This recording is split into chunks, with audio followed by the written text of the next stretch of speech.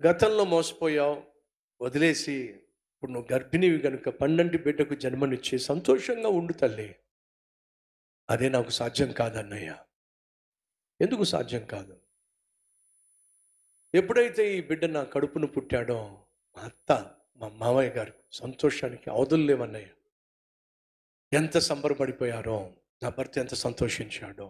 ఈ సంబరంలో, ఈ సంతోషంలో నన్ను హాస్పిటల్ తీసుకెళ్లారు. బిడ్డ ఎలా ఉన్నాడని చెప్పి చెక్ చేశారు. అలాగే బ్లడ్ టెస్టులు సాధారణంగా చేస్తారు కదన్నయ్య.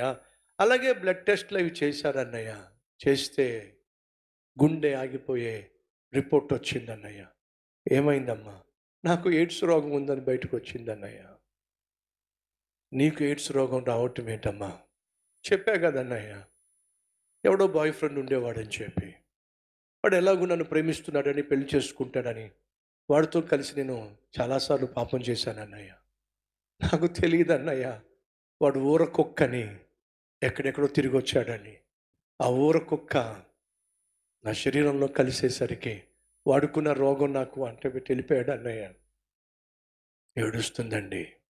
ఎప్పుడో చేసిన పాపం ఇప్పుడు కుటుంబాన్ని అతలాకుతలం చేసేస్తుందండి.